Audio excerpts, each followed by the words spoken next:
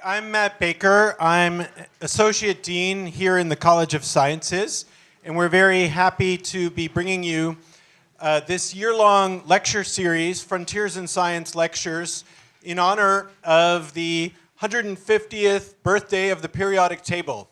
So in 1869, Dmitri Mendeleev formulated the periodic table of the chemical elements, and it's had a tremendous impact on science ever since. And we are joining the international celebration of this with a series of events.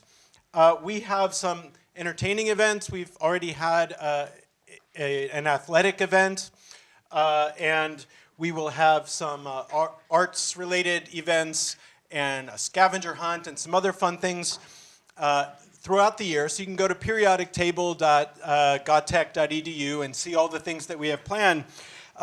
But the academic core of our celebration this year is a series of 7 lectures on different aspects of the periodic table.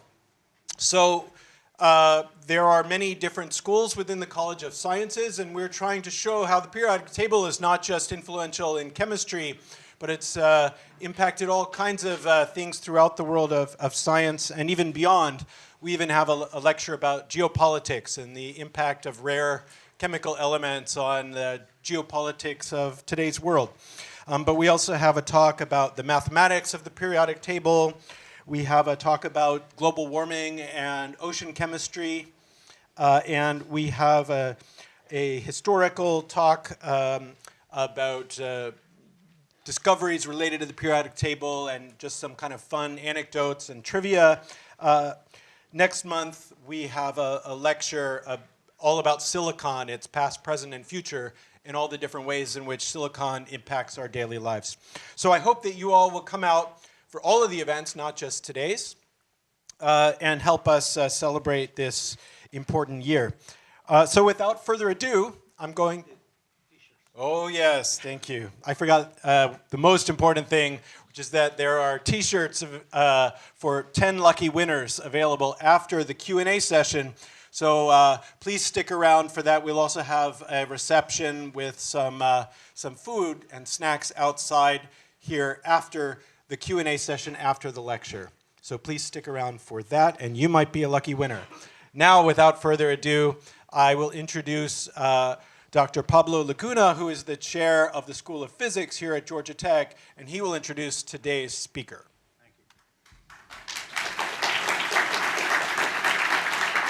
Thank you. Thank you for coming. I'm delighted to introduce our first distinguished speaker, Dr. James Sowell. Jim arrived in Georgia Tech 30 years ago. He was the first astronomer in Georgia Tech. He got his bachelor's and master's from Vanderbilt and a PhD from Michigan. He does research in observational stellar astronomy, and he is the director of the observatory here at Georgia Tech that is at the roof of Howey. He's also been teaching for many years the introductory courses in astronomy and a more advanced course in stellar astronomy, and he is strongly committed to outreach and K-12 education. He has these monthly public lectures that hopefully some of you have attended, and it has been a huge success. There are hundreds of people coming every semester. So please join me in welcoming Dr. Sowell, who is going to tell us about how the universe made the elements of the periodic table. Thank you, Pablo.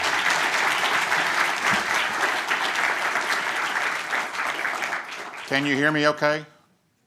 Okay, good. I just have to get oriented a little bit with where everything is. Thank you for coming out tonight. I do appreciate it. I hope you will find tonight and all of this series not only educational but also entertaining, and that you'll be very glad that you came. So I'm going to be talking to you, as Dr. Laguna said, regarding how the universe made the elements. I haven't necessarily done any research in this. I have just taught it a lot, so I feel pretty comfortable, and I want to tell the story to you. So some of the steps we're going to go through, we're going to have to look at the Big Bang, low-mass stars, high-mass stars, supernova explosions, and a new mechanism that our department is associated with, which is a collision of neutron stars.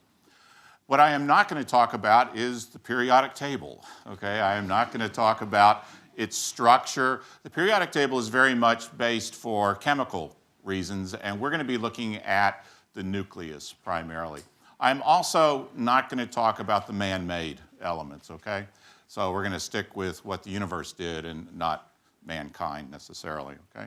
Now, before we get going, because I know we have a very mixed audience, let's review the definitions we're going to need to deal with. So first, atoms consist of nuclei, which have a positive charge, surrounded by bound electrons, which have a negative charge, and this is the electromagnetic force which is holding those two together. The nuclei, which is what I'm going to spend most of my time on, consists of protons and neutrons held together. The protons have a positive charge. The neutrons do not have a charge. They're neutral. These two are about 2,000 times more massive than the electrons. And the nuclei are held together by a different force called the strong force. Think about it. We'll talk about all these positively charged protons being held together. Protons and neutrons are made out of bound quarks, and they can change. And the fourth force of nature, the weak force. And we'll just have to touch on that for a second. So we've got atoms, nuclei, protons, and neutrons, and then a few other terms. An element is defined by the number of protons. So hydrogen is 1, helium has 2, and it's be the charge.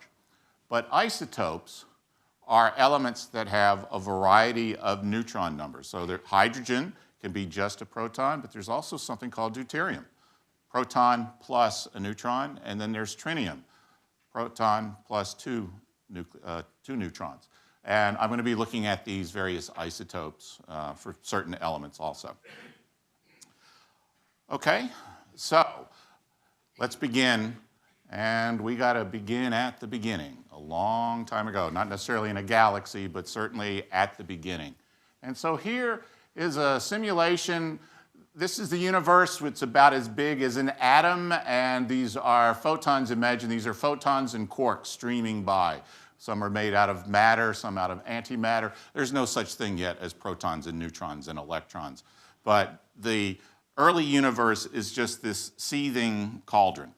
It's made up of quarks and photons. It's extremely dense. Okay? It consists of both matter and antimatter. We're going to have to talk about that. And the four forces of nature exist that we went through, including gravity as the fourth one. All right?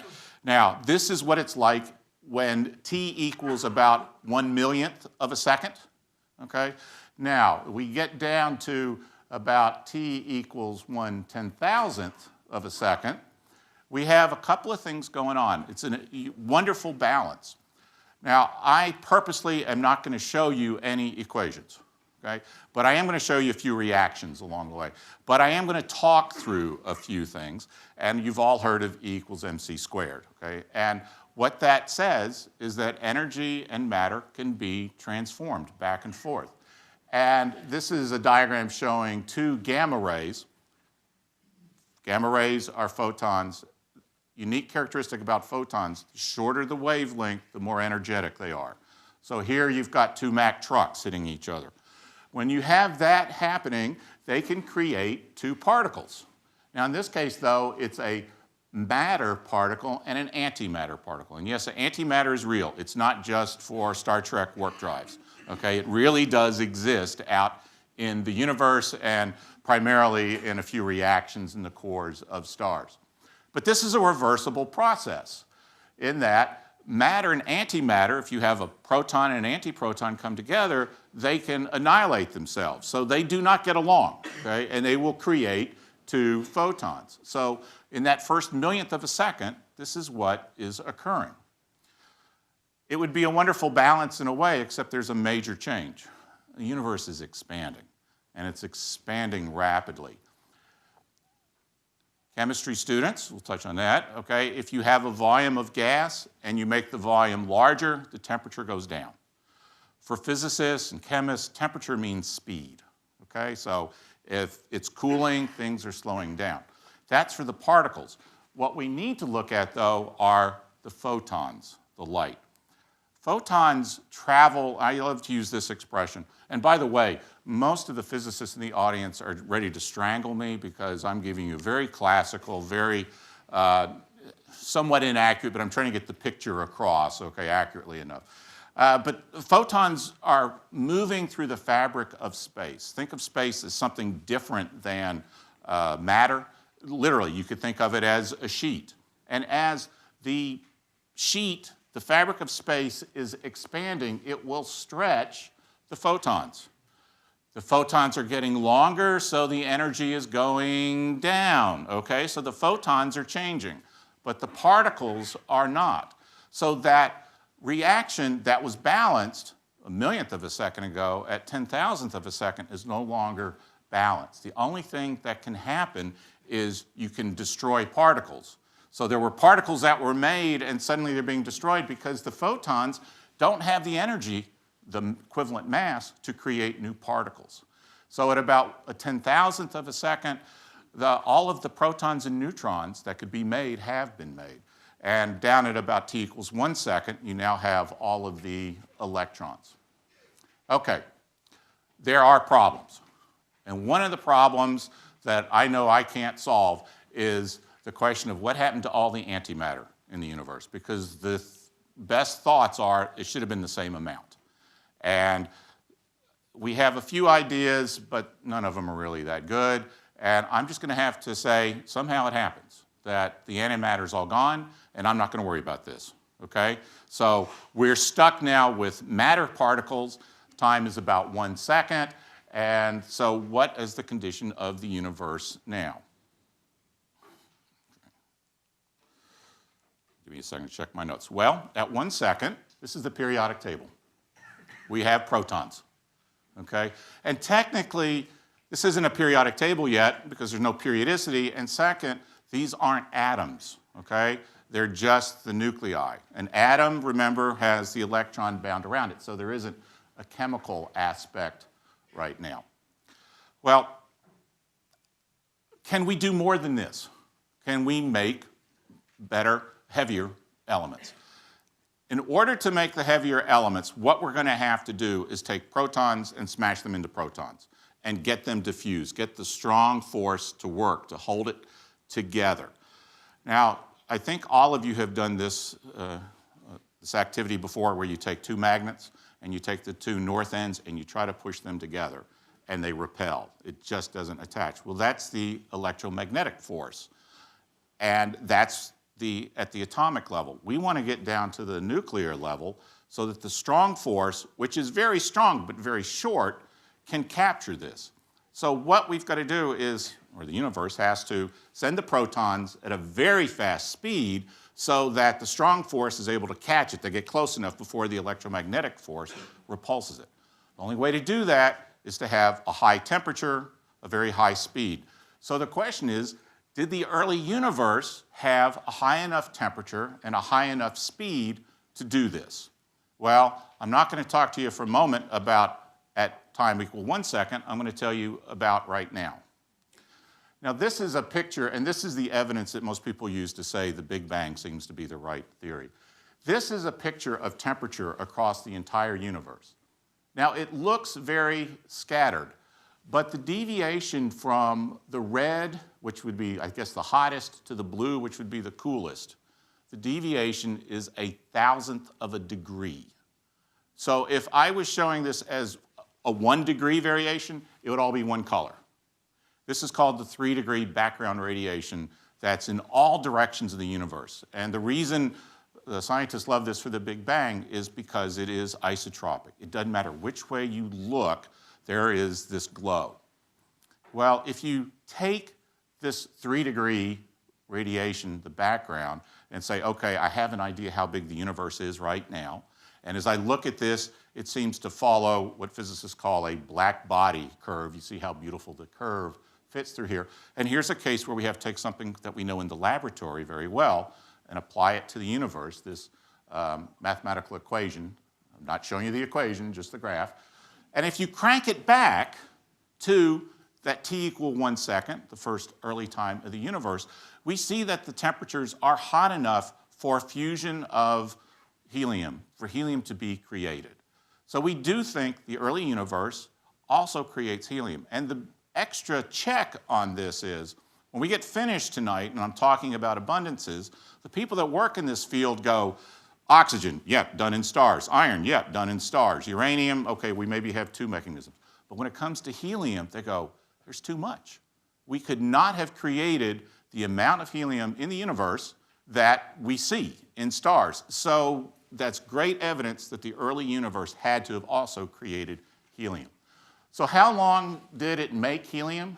Well, for a long time, maybe 15 minutes, okay? And here's our periodic table at about 15 minutes into the age of the universe. Again, these are not atoms. They are just the nuclei. Now, this is the easiest to make. To make the heavier elements still heavier, it's going to require higher temperatures, and the universe is getting cooler. And so what happens now?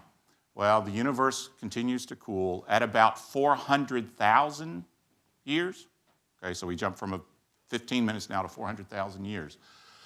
This is when it's cool enough that the protons and helium can start grabbing the electrons. The electrons start becoming bound, and you really have atoms. And at that time, though, this soup that was hot photons and particles, now the photons can get through because the atomic spectra can only grab certain wavelengths. And now they get through, and that's what forms that 3-degree background radiation.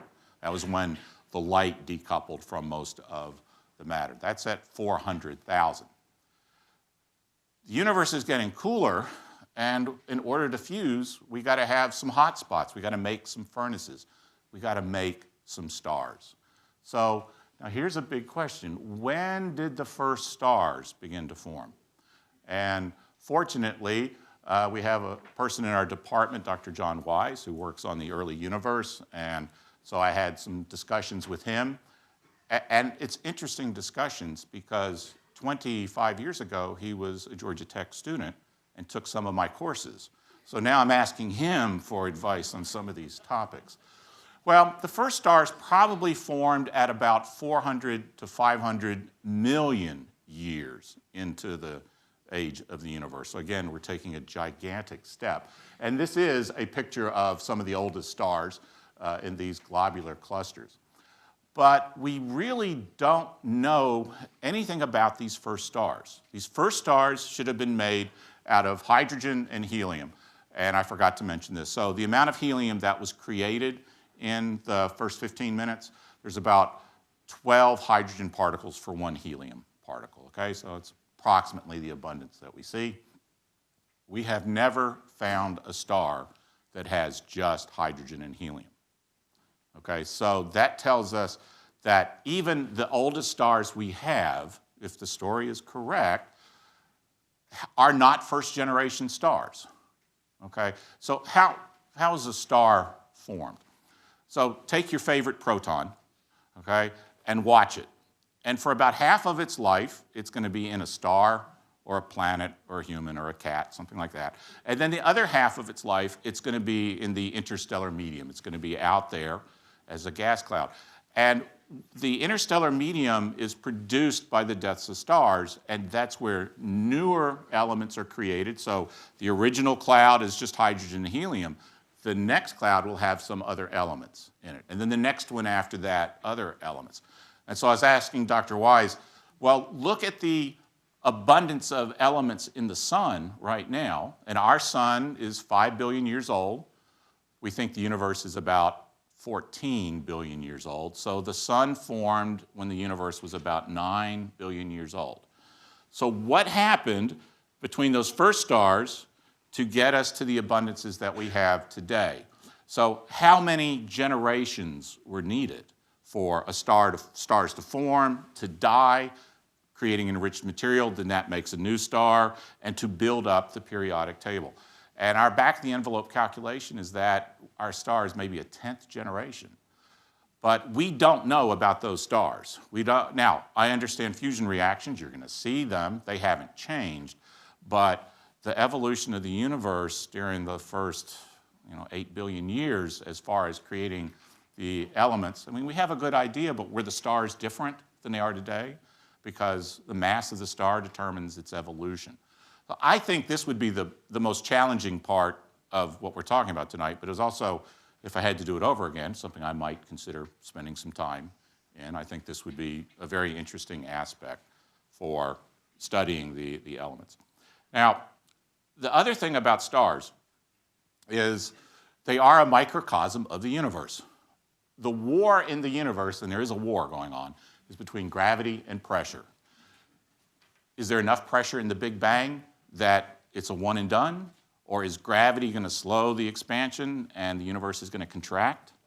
And in stars, we have self-gravity pulling down on the material, and we have the fusion reactions creating energy, a temperature, a pressure, which is fighting against that. And most stars, there's a truce right now, and that's good. In the case of our sun, that is fantastic, because we don't want the sun to go changing on us. Our bodies cannot adapt fast enough. And this is what's happening inside a star. And so we want to see the fusion reactions, okay? Because the fusion reactions are creating this energy, and they're also giving us the elements that we want. So here is a model of our sun, and a typical star. And an excellent way to model this is if you could imagine a spherical egg, bird's egg. There's a shell, and then there's a large region of that mucus, I don't know, the egg white, I don't know what you'd call it, and then there's the yolk. And for us, the yolk is the core. And the sun, everything is well mixed. So even in the core, which is the only place where the fusion reactions are occurring, the hydrogen and the existing helium's already mixed well, and the new helium being produced is also being mixed well. And this is about 30% the diameter of the sun. Okay? Now, I also have to add that, for a moment, there are two types of stars. When it comes to stellar wealth, it's mass. And there are low-mass stars and high-mass stars, and they live their lives differently, just like the wealthy and the poor live their lives differently. The sun is a low-mass star. It gets up to about, the low-mass stars go up to about 4 times the mass of the sun.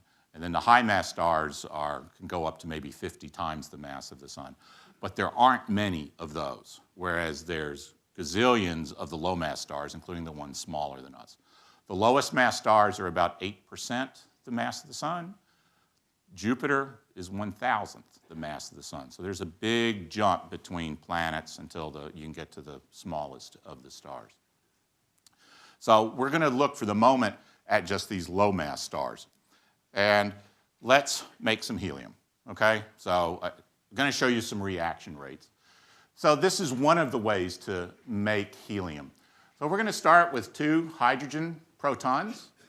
They smash in together. They're fast enough so the strong force wins out. And I mentioned quickly the weak force. One of the protons changes into a neutron, and in the process gives off this exotic particle called a neutrino. Hold that thought. I'm going to come back to it. And it gives off a positron. That unfortunate positron, as antimatter, has been born into a matter universe. It travels all of about 1 centimeter before it's annihilated with an electron. So we get a little extra energy from that. And then the next step is we hit this is deuterium. We hit the deuterium with a 3rd proton. So not much difference here, okay? And now everybody's thinking, okay, I know what you're going to say. Then it gets hit with a 4th proton and we make helium. Nope, it's not what happens. Apparently, it takes 2 of these helium. So here's a case of an isotope. And by the way, you see the number is indicating how many protons and neutrons are in the core, in the nucleus. And it creates helium-4, which is the stable, the common helium. And then 2 protons get given back. So if you're in my class, the answer is it takes 4 protons to make 1 helium, okay? Even though you see 6 ultimately involved. It takes 1, 2 to get to here, and then a 3rd one to get to here. So it's 3 here, 3 here. We get 4, and we get 2 back. And so this is the step. Now, there are all kinds of side branches, and you can make a few more elements that are a little bit higher in mass. And our periodic table can actually get up to lithium, beryllium, and boron. But these guys don't live long. They fall apart. Other reactions occur. And so their abundances, even though they're so close to these 2 that are so abundant, their abundances are some of the smallest in the universe. Well, I want to tell a good story, but I also want to give you data. So I showed you aspects of the Big Bang, 3-degree background radiation, so that you can believe that story. When it comes to understanding how the insides of stars are working, we still have a problem. We can't scoop, we can't go down into the core and say that we've got it absolutely right. And the problem with the light that's created in the core is the light also only goes about 1 centimeter. And then it gets involved in another reaction and a new photon's created and it goes in a different direction. So it might take 1 million years for your favorite photon to work its way out. And that doesn't tell you what's happening in the core. But that little neutrino that I mentioned, it passes right through just about everything. And here is the first neutrino detector. Look at the size compared to the men. And this was filled with dry cleaning fluid. This is from the 1960s. And this is back in the days when groups were not 150 people, but 3. And one of the 3 was a professor here at Georgia Tech who has unfortunately passed away a few years ago. And I said, this is referred to as the Ray Davis experiment. Don Harmer was the number 2 guy. And I said, Don, so here's this picture, which one's you? And he looked at it and goes, that's Ray Davis. Here's the 3rd guy. I'm the one who took the picture. This is a mile down in a gold mine, and I would love to tell you these stories. But there is a problem here, too. This detector and all the other neutrino detectors are only getting about 1/3 of the number of neutrinos that we say are coming from the sun. So there is a chance the story I just told you, what's happening in the sun, we don't have quite right. But most scientists feel it's because the neutrino can change into 3 different flavors, and that only one of those 3 can cause the correct reaction. But because of a Georgia Tech connection, I wanted to mention this. And I could spend a whole hour talking about that, so let's continue on. So let's go back to the sun. And so I said everything's well mixed. And one day, the sun's going to wake up and go, a wonderful change has occurred. That heavier helium has precipitated down to the very center of the star. And at this point, this is a good 5 billion years from now, but the sun will be a red giant. And it now has an extra layer. This centermost region of helium is not reacting. It's not hot enough yet. Because now you got a positive 2 charge and a positive 2 charge. You got to ram together. That's a lot harder than the 2 protons. So this is going to take a while. The hydrogen shell, it's no longer the core, continues to burn, continues to dump more helium into the core.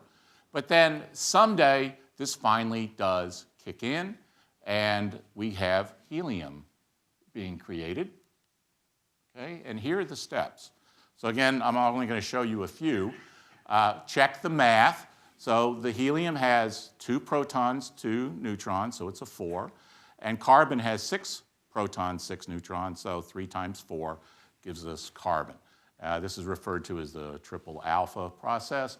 But you can also make oxygen. It's pretty easy. In fact, there's more oxygen in the universe than there is carbon. And you can even go a little bit further and get some neon. Neon is pretty abundant too. Now, something you're going to notice, you might hear in other talks too about the periodic table. There is definitely a difference if it's odd versus even. You can see that the even-numbered species are getting created and not the odd numbers, not to the same extent. And that goes back to the helium is kind of the building block as we move along here. So the sun and the low-mass stars eventually was Yogi Berra was the one who said deja vu all over again? So exactly the same thing. A core, in this case it's carbon and oxygen, that's not burning yet, surrounded by a helium burning shell, surrounded by a hydrogen burning shell. And so we have definitely been creating elements heavier than the lithium, beryllium, and boron. But unfortunately, low-mass stars just don't have the gravity, the oomph to make this fusion reaction occur. And whenever I say the core can't, then that means the death of the star is coming. Okay? And unfortunately, we still have a lot of periodic table to make too. So we got a death and a periodic table problem. Now, when low-mass stars die, They do it by a very nonviolent but not necessarily well understood process, where the outer part, which is the sun's maybe going to be 20 to 50 times larger than it is now. It's very low density. It just kind of blows off this outer shell. And this would be a three-dimensional shell, but from our perspective, it's only bright when you're looking through the thicker part. So it ends up looking like a ring, and that's the name of this object, the Ring Nebula. And it's just gently been blown off, and left behind, what's called a white dwarf, is that inert carbon-oxygen core that just could not ever get to fuse. It's a very dense core. It's much denser than a diamond, but it just didn't work. Now, we have a little bit of a problem here, too. This is where most of the heavier elements are that we've just created. There aren't that many in the remnant, the planetary nebula, so it's not the most efficient way for increasing the abundance of the heavier elements. But how do we see that this happens? We can do spectroscopy of these guys, and we see the heavier elements, and by heavy I only mean a slight way up. These low-mass stars can get us up to carbon, nitrogen, oxygen, and neon. The fluorine doesn't really get developed, so that's why it's down with color-wise with these other two. So these are the more abundant of the elements. And so that's what the low-mass stars can do for us. The high-mass stars, there's a huge difference between a star with 10 times the mass of the sun and the sun. The core of the sun, its temperature is about 15 million degrees. Okay? The core temperature of a 10 solar mass star is probably closer to 1 billion degrees. These guys are hot. They make a much larger bonfire. It's not that we have $15 million in the bank and they have $1 billion and they can live a lot longer. They spend it so much faster. They live a shorter time than a lower mass star because they're just burning and eating themselves up. But at least that cauldron is extremely hot. So I'm going to pick it up where the low mass stars are. The high mass stars will quickly fuse hydrogen to helium, quickly fuse helium to carbon and oxygen, and then they just keep going. The carbon and oxygen, here's carbon burning.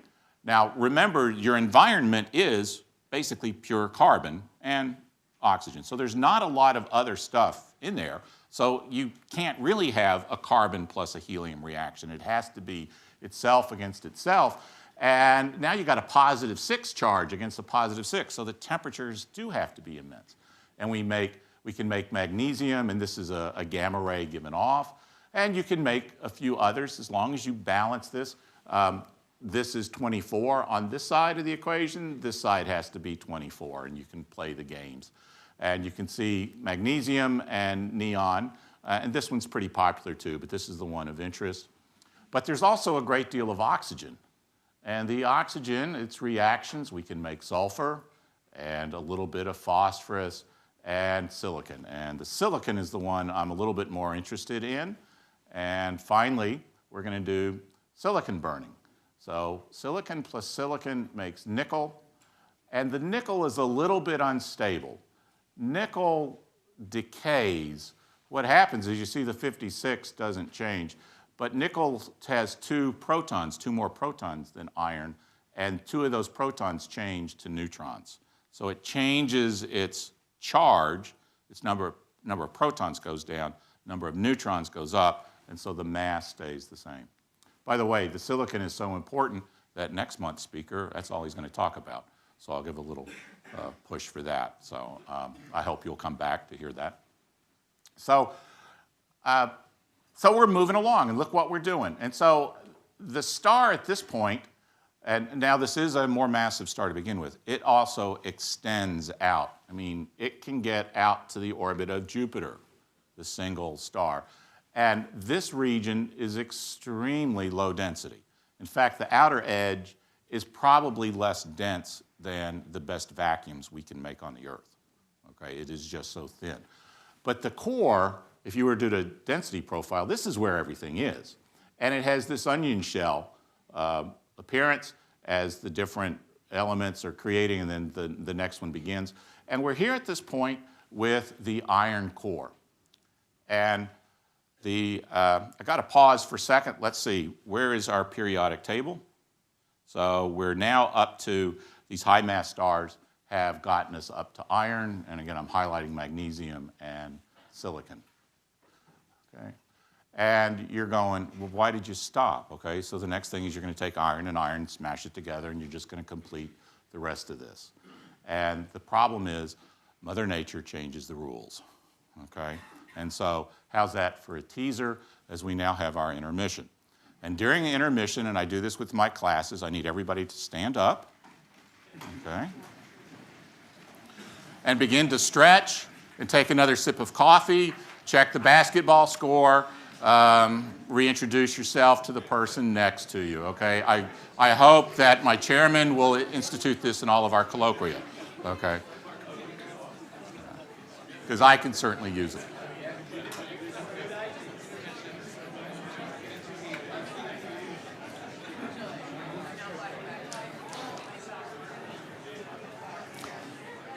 All right, thank you.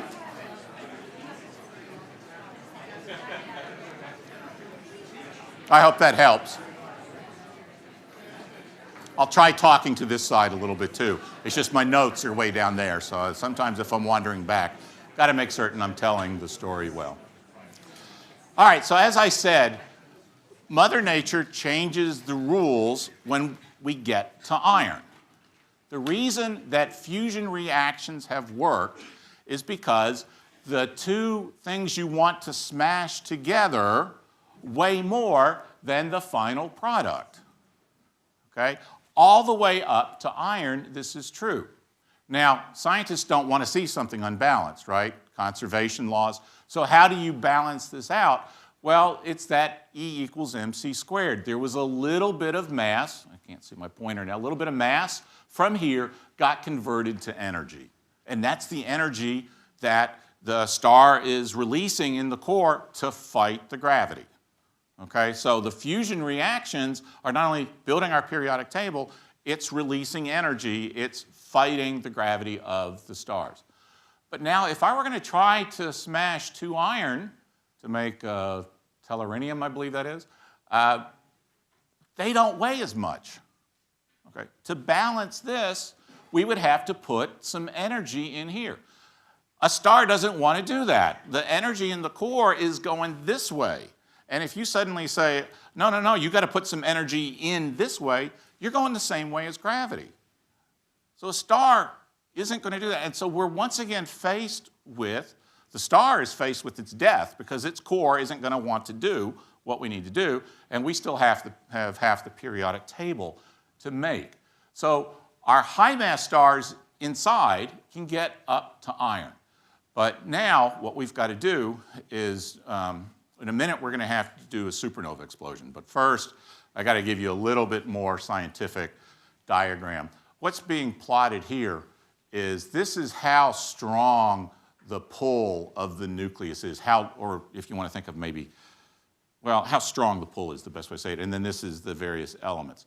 So what's happening is, if I were to take a helium-4 and I rip out the 2 protons, how much energy did it take to pull out the first one and to pull out the second one? That energy, and because there were 2, I divide through by 2. And if I do the same thing for iron, I got to pull out 26, take that total energy, divide by 26. And I will see that iron is the most tightly bound nucleus. So up to iron, fusion works. You see iron is the most tightly bound, and these begin to decay.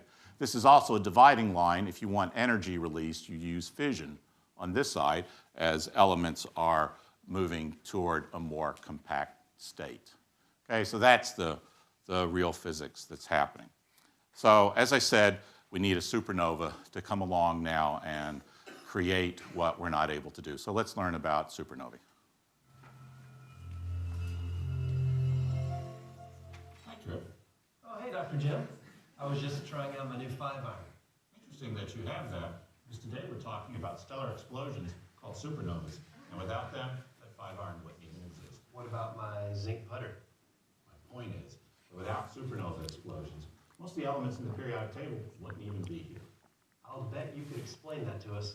Happy to. You see, the Big Bang created only hydrogen and helium. Normal stars have produced elements up to about iron, but heavier elements can only be produced through the nuclear reactions of a supernova, which is the death of a high-mass star. And a lot of those elements, even just in small amounts, are found in humans. So what you're saying is, without supernovas, you or I wouldn't even exist. True. Starting to get it. You got any other questions? Where do babies come from? I'll tell you the same thing I told my two sons. Go ask your mother. Fair enough.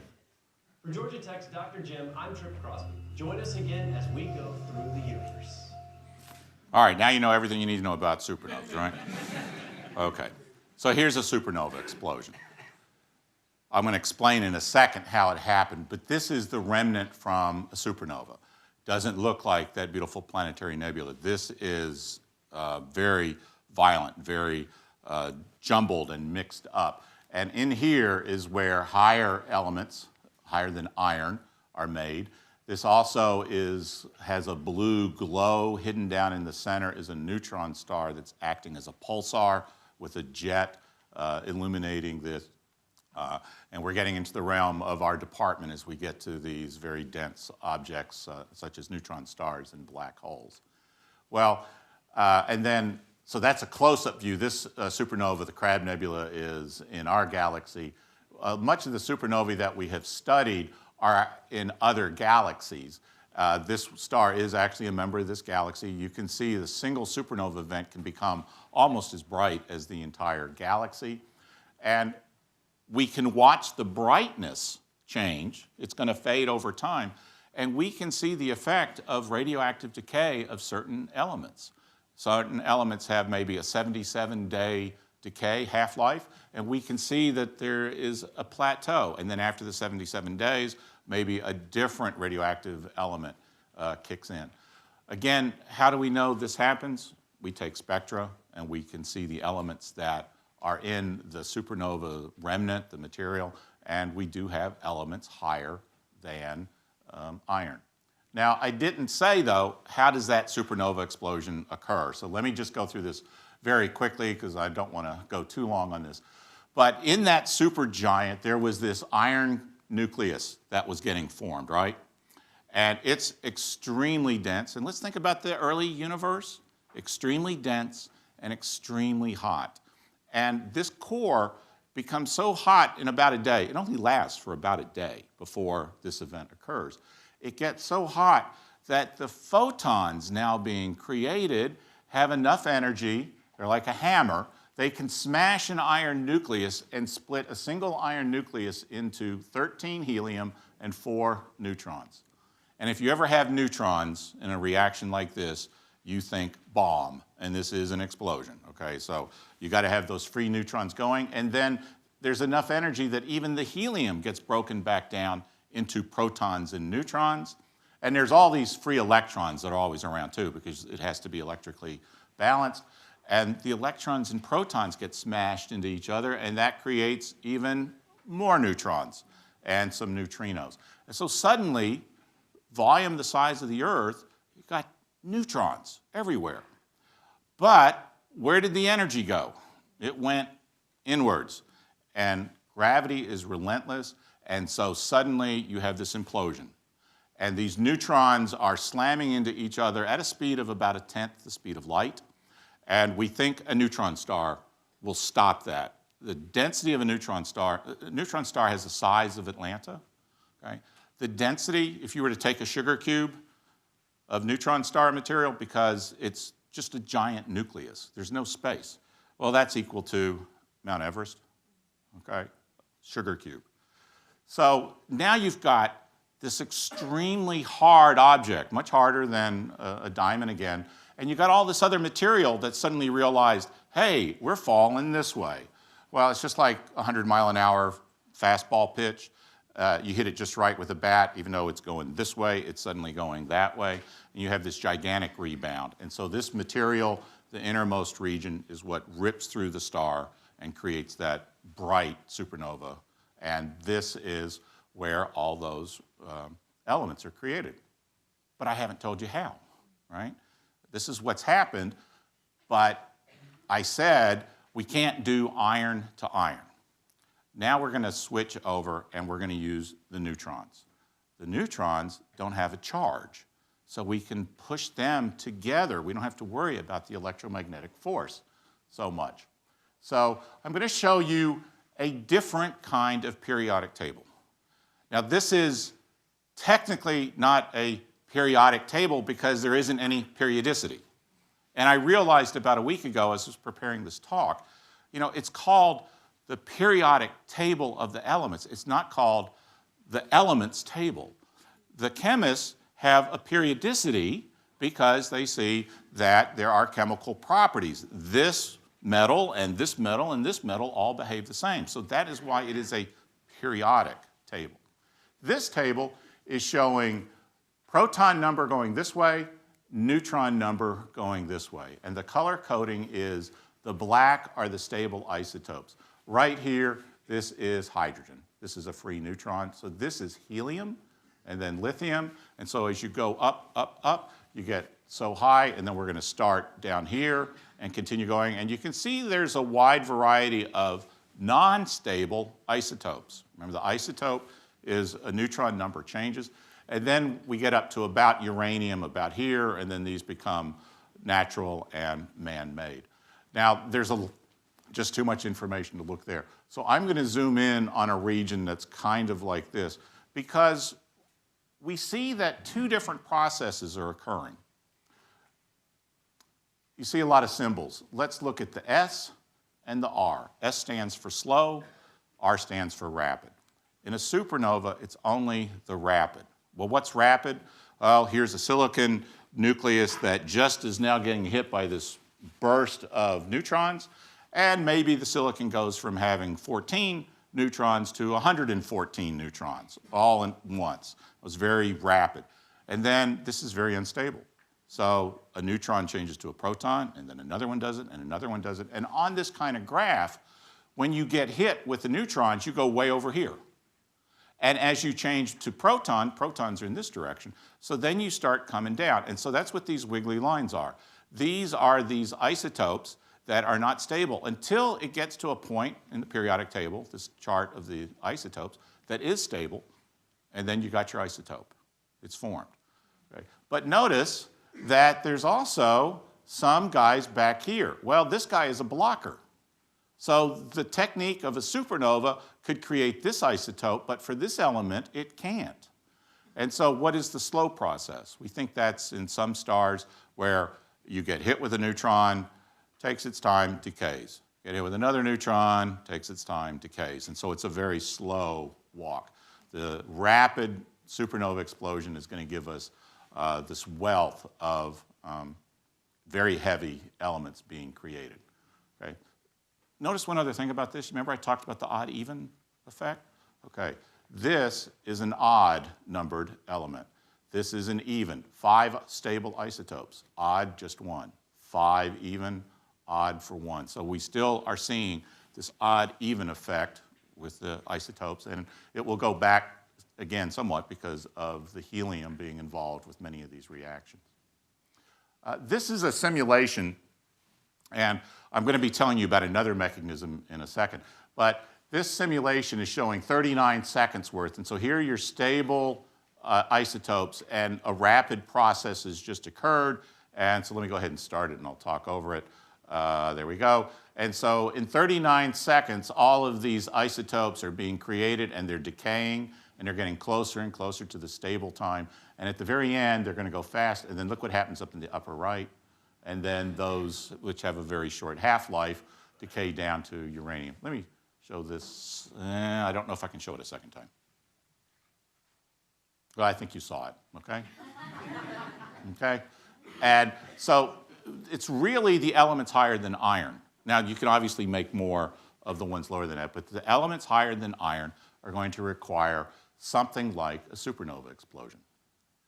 And so that gives us the complete table. I'm not finished with the story yet, but a complete table. By the way, I went past uranium because when this table was made, the farthest known planet in the solar system was Uranus. And when this next element was found, discovered, they decided to name it after the next planet. Timing was right about the time that Pluto was being discovered, but this is named Neptunian. And then here's evil plutonium, named after Pluto, which was then the last one. And I've read articles, it's not so evil, okay, so we don't have to worry about it so much.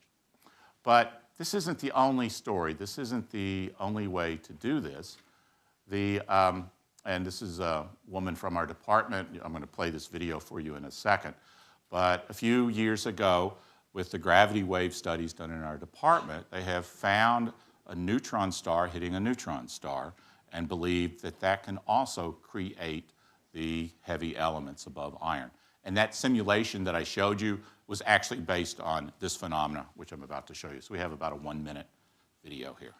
17, something special happened. For the first time, we detected gravitational waves that were coming not from the collision of black holes, but from the collision of two neutron stars. A neutron star is what's left after a star burns all of its fuel and implodes under its own weight. 135 million years ago, in a galaxy far, far away called NGC 4993, two neutron stars were spiraling, they were rotating around each other. They got as close as the distance between Atlanta and Nashville when they started merging. As they were spiraling faster and faster, they were stretching and squeezing space-time. They produced a gravitational wave signal that kept traveling all the way to us, and then they merged. As they merged, they produced a fireball of gamma radiation. That light also traveled all the way to us. And the residual matter that was left behind started merging in nuclear reactions in this process that's called a kilonova, and they produce heavy elements such as iron and gold. And that's only like 2.5 years old, right, Pablo? I mean, so this is the first. So new scenarios are being discovered, and there are some other theories out there. I saw one about primordial black holes eating neutron stars and maybe the reactions that can occur there. You know, the problem is we can't replicate these in laboratories, so these are a little bit harder to study. 17 something. Whoops. All right, I'm getting near the end. So this is a chart showing the abundances of the elements in the universe as best we can tell at the moment, okay? And again, a different kind of scientific chart to get all this information here. This axis is logarithmic, which means if you go from 9 to 8, which you think is just 1, that's actually a factor of 10 to the 1. If you go from 9 to 6, a difference of 3, that's 10 to the 3rd power, or 1,000. And this is going down. And these, it's not even plotted. Hydrogen is always set at 12. And then helium is at about 10.9. Those are by far and away the two biggest. And we see oxygen is 3rd and neon 4th, and nitrogen beats out carbon. And then look at some of these I talked about, magnesium and silicon, and it's jumping, it's falling down until we get to iron, which is this big peak again. And then past iron, a little bit of nickel, and then the bottom just drops out. And that's partly because what creates this? These events are much rarer, right? We had helium and hydrogen being created in the Big Bang, and we've got lots of stars out there creating these the elements in this particular region. You can again see the odd-even effects, the sawtooth effects. The even ones are going to be higher of the particular bunch. Here's lithium, beryllium, boron is right about here. I don't know why they didn't quite plot it. Very rare, and then you can see these are all rare. Gold is 79 on this chart, so it's way down here. Silver somewhere kind of in the same region. So this is where we're at today. Now we can talk about the future and how things will change, but we're going to have to go many billions of years before we see that happen. So as I've getting to the end, well, what are some of the flaws in the story? Well, the first one we talked about, right? We don't even know what to do about antimatter to handle that issue. Really, how much helium was produced in the Big Bang. Maybe there was a little bit of lithium too, but to handle that, but we think we have good ideas. How long before the first stars? And really, everything about the first stars. If they were, instead of 10 solar masses, I mean, today's stars, the most massive are 50 times the mass of the sun. What if these stars were 250? They would live for maybe 1,000 years. I haven't done the calculation. And gigantic supernova explosion. So maybe the early part of the universe, and it was much denser. So maybe this cycle could occur much faster. So we're just not certain what happened in there. And this relates to it, how many generations were between. We actually think we know our stellar interiors well, of all the ones. We think we know that. And we think we know some of these supernova processes pretty well too. But we've opened the door to these other mechanisms. We need to worry about the frequency. Right now we have one detection, but just because we haven't detected them doesn't mean that they're not occurring all of the time. But you know, it's wonderful to see these other ways to do this. And in astronomy, that's the best thing we can usually see, is that you can get a result from more than one way. And hopefully you're consistent in there. And then finally, I didn't even talk about this subject, but dark matter. We can tell that for every particle that you can see in the universe, there's probably 10 particles of equal mass, 10 whatever, and we don't know what it is because it's dark. We haven't been able to detect it any way other than gravity. And one favorite theory is that there are these other particles, and the nickname is WIMPs, stands for weakly interacting, which is why you can't detect them, massive particles. Well, maybe they're not a big deal. You know, maybe there's a lot of pink elephants in this room, and we just don't see them. Until somebody yells fire, and everybody's trying to get through those doors, and the pink elephants are stopping you from flowing like that. So it could be that these are in the way inside the sun, and so we don't have as many reactions. Or maybe these massive particles have their own reactions, or they decay into something. So if you want a Nobel Prize, answer that question, okay? So, and that will be a great day when we get it. So do we really need to care about this? Well, the answer is yes. There are some heavy elements in our body. Do you know what the heaviest one is? Think about it for a second. So I picked a picture of people feeling sunlight, and here are some of the heavier elements. Oh, there's iron. So everything above iron was created in a supernova or collision of neutron stars. Where is it going to stop? What's the highest mass object that our human body has to have in order to live? And that's iodine. And that's according to Wikipedia. There might be something even heavier that we have to have. So this is very important. And so if these elements are all created by supernovae, then you have supernovae dust in you. We all do. In order to have life, we've got to have these particular elements. So I'll show you again the periodic table. And again, thank you for coming, and I'll take some questions now.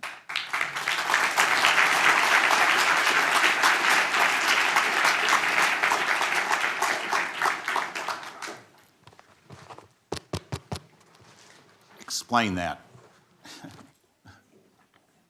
Oh, that's how you ask the question. What is that? Is that a microphone? Yeah. Oh, You talk into the box, Hello? and then you toss it doesn't to work. the next person. doesn't work. Does it work? Oh, it does work. Oops. So you said that gamma rays come together to make matter and antimatter. And then when you were talking about making stuff like magnesium and silicon and all that jazz, the carbon or oxygens come together, make that atom and a gamma ray. How does that work? Okay, so those are two different things. The matter and antimatter, they come and go. Yeah. Okay, so they're going to destroy each other. And we're going to forget about that for the rest of the universe after the first second. So inside stars, you're wanting to know how a fusion reaction would occur? No, like where does that gamma ray come back from? Okay, so if you've been in chemistry, high school chemistry, and you had to balance the charge in a reaction, you had to have the same number of positives and negatives on both sides. In these physics reactions, there's several other charges several other conservation laws. And the E equals mc squared is one of them. And so if you can figure out how much mass is involved on the one end, and then you got your final product and the two don't match, then that could be a gamma ray. Okay. Okay? That's one possible output. If a proton changes to a neutron, then you're always going to have that antimatter and the neutrino. But if it's just collisions and they don't change, then you're usually going to get a gamma ray. Okay. So, Jim, the example you gave was a core collapse supernova. Yes. Are the abundances about the same produced by a type 1a supernova? Or are they similar? So a type 1a supernova is a white dwarf that gets too much mass on it and it collapses. When the white dwarf collapses, we think everything gets fused, but it's starting at carbon and oxygen, and so the fusion reactions would maybe make silicon at the most, so you're not going to get the higher levels. I'm just thinking off the top of my head. The disadvantage about supernovas, though, is nobody's ever made a chart that says if it's a 10 solar mass, this is what you get, and if it's a 12, this is what you get. It's just too unknown at this point as to what are the reactions, what would the final output be. It's an easy toss. Okay. We have a question from Miami, Florida. And the question is, what are the elements that naturally exist on Earth? And if it doesn't include all of the elements, how are the other elements formed? Okay, so all of the elements we were showing are on the Earth, and you're pushing my expertise level here. I think there is one element that's very radioactive. It's hard to find. I think it starts with an S, okay?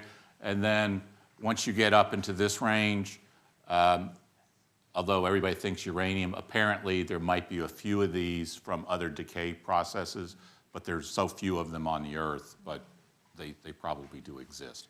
But everything I've shown you is on the Earth, okay, and rather uniformly distributed in our solar neighborhood. There aren't any big changes. You're not going to have one star that's full of barium and another one that's full of iron. So it's pretty, the inhomogeneity abundance is pretty well distributed. You have the same in all stars, and then it's whatever's left over for the system afterward. Can you get it there? Good thought. This is kind of a follow-up to this question. I think you said that the supernova, neutron stars are somewhat or fairly rare. How do you get the distribution of all these elements that they produce throughout the universe, assuming they're well distributed? I've got some gravitational astronomers over here astrophysicists that can answer your question. That's what I was saying is, and people are starting to fall into two camps. Oh no, supernovas can do it. Oh no, the colliding neutron stars can do it. They both have their advantages and they both have their disadvantages. The colliding neutron stars, you've got a lot of neutrons right there, a very dense environment, so you could have a gigantic rapid process occurring. On the other hand, it took two supernova explosions to produce those two neutron stars. So, which one has contributed the most? But right now, with the colliding neutron stars, which are very well studied once the first observation came out, it's in its infancy, but that is what a lot of people are jumping on now, and hopefully we will get a better feel ultimately, but I think we're a little too new into this to start to answer your kind of questions. All right, but I'll get you to somebody. Ooh. Throw it. Okay. Well, okay, I have to leave it. Whoever catches it has to ask a question. Okay. Say like Eta Carinae, that superstar were to collapse into a supernova like it will in the next million years. When that happens, is it possible that the supernova would release enough energy and have a high enough temperature to produce elements we have never seen before? Like, is there a possibility to still discover stable elements that are outside the realm of the periodic table of elements? So the elements that are down here, I think the answer is yes, they could possibly be formed, but because of the strong force and the weak force, there's kind of a limit as to how big a nucleus can get, because the strong force can't reach to the other side very well. And from what I understand, these elements are going to have half-lives that are on the order of milliseconds. So there is kind of a limit that even if it got created, it's so unstable, you wouldn't see it, and it would collapse back down.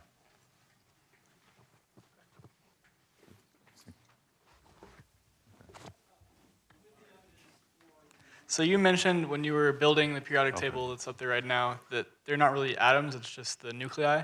So where do those electrons come into play in the whole process? So in the early universe at t = 1 second, the electrons have all been formed because now the universe is cool enough that even the gamma rays to make electrons don't have sufficient energy.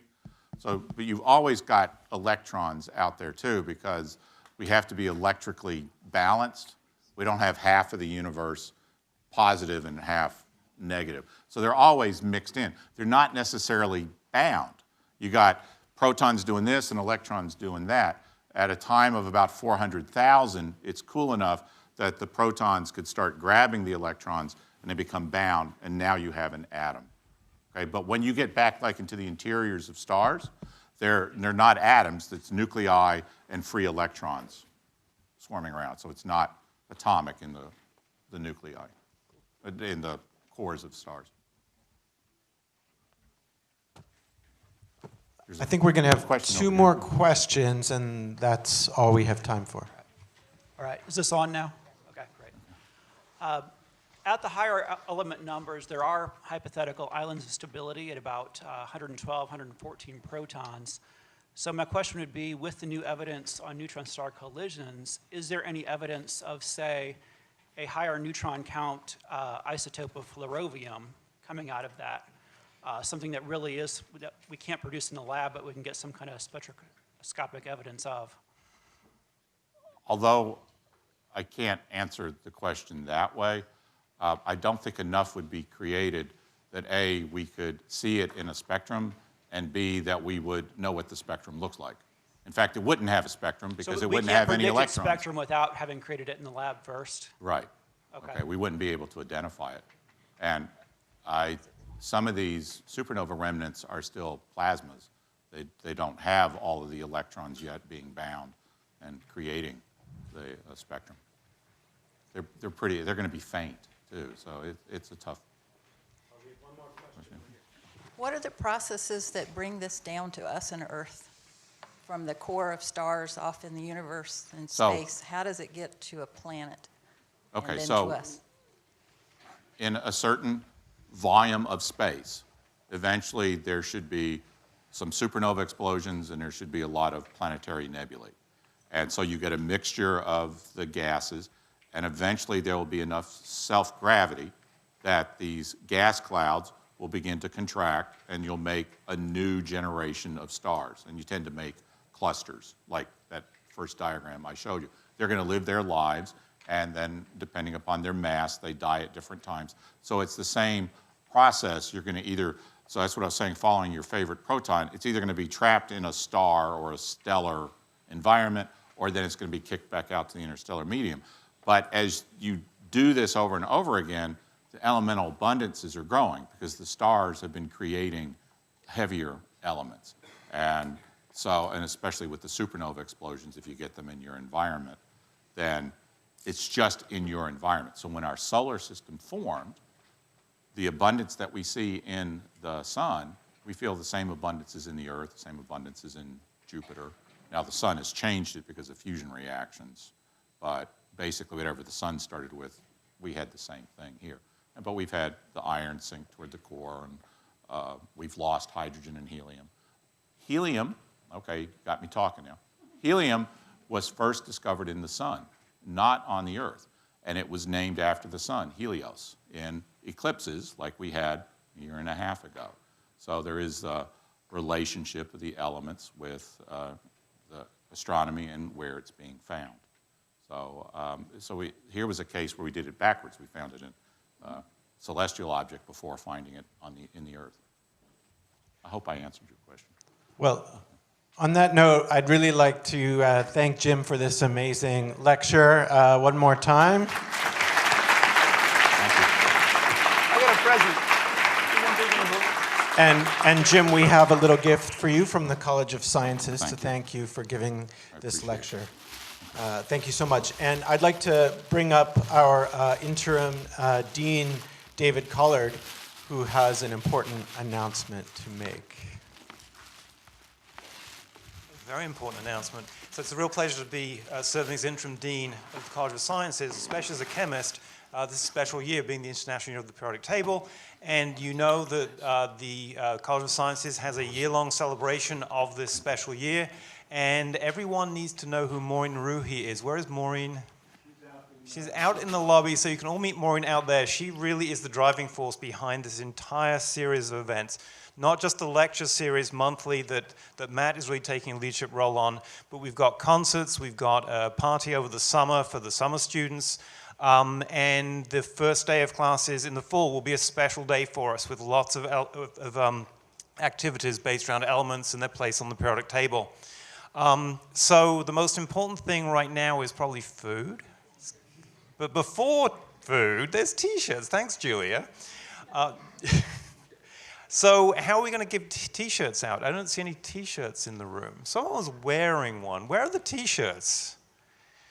Well, if you reach under your chair, there might be an envelope, not a t-shirt, that gets you a t-shirt at the table at the back.